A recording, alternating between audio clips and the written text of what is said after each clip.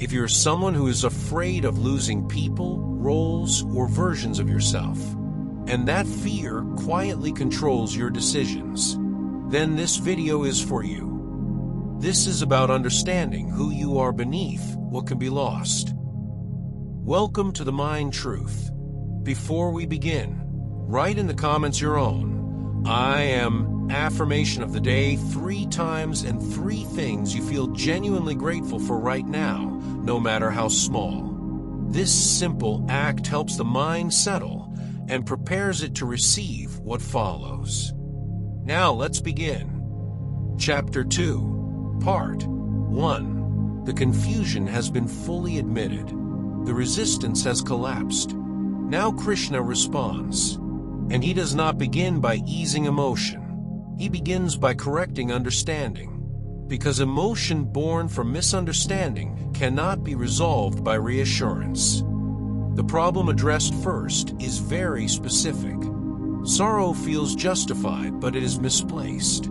Grief has taken control, yet it is rooted in a wrong assumption. The assumption is this, that what stands before us is being destroyed forever. Krishna states this plainly. The wise do not grieve for the living, nor for the dead. This is not indifference. It is clarity. The reason is then explained.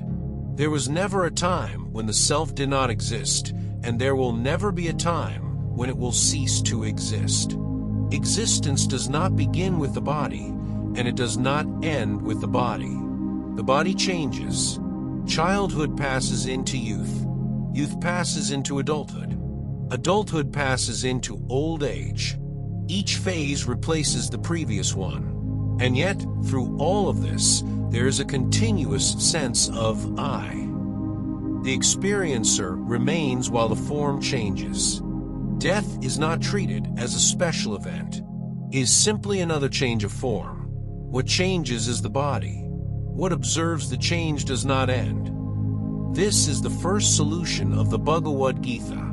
Suffering arises because we confuse the body, roles, and circumstances with the self. When something temporary is treated as permanent, fear becomes unavoidable. Krishna then addresses pain directly. Pleasure and pain arise from contact with the senses. They come and they go. They are not stable. Because they are not stable, they should not be allowed to dominate understanding. Endurance here does not mean suppressing emotion. It means not allowing temporary sensations to dictate permanent conclusions. He then draws a sharp distinction. What is unreal has no lasting existence. What is real never ceases to be. The body belongs to what changes. The self belongs to what remains. The self cannot be destroyed. It cannot be cut, burned, wetted, or dried. It does not deteriorate with circumstance. Because of this, grief rooted in bodily identification is unnecessary. Not because loss does not occur, but because what truly exists is never lost. This is not comfort. This is correction. Now this is where this teaching directly meets our lives. Often in life, we suffer not because something painful is happening, but because we believe our identity is collapsing. A job ends and we feel worthless. A relationship breaks and we feel erased. We fail at something and we feel like we have failed as a person. We age, fall sick, or lose control, and we feel afraid of becoming nothing. In these moments, we are not just experiencing pain. We are confusing what we experience with who we are. We say things like, if this ends, I am finished. If I lose this, I won't survive. If I don't become this, I am nothing. The Gita is not denying pain here. It is exposing the mistake underneath it. Pain hurts. Loss hurts. Change is uncomfortable. But panic, paralysis, and collapse arise when we believe our existence depends on what is changing. When we see ourselves only as the body, the role, the relationship, or the outcome, every change feels like a threat to survival. That is why fear becomes overwhelming. That is why decisions feel impossible. That is why we freeze. This teaching gives us a different ground to stand on. When identity is separated from circumstance, pain does not disappear, but becomes manageable. Fear no longer controls action. Loss no longer defines worth. That is why Krishna begins here. Not with duty, not with action, but with identity.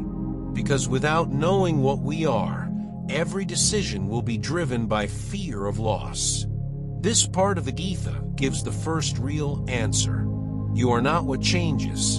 And because of that, steadiness is possible even in situations that are difficult, uncertain, or painful. In the next part, Krishna takes this understanding forward and explains something even more challenging, that even with this clarity, action cannot be avoided, and how duty must be performed without attachment to outcome, identity, or fear. If this video brought you clarity or value, consider liking it and sharing it with someone who might need it today.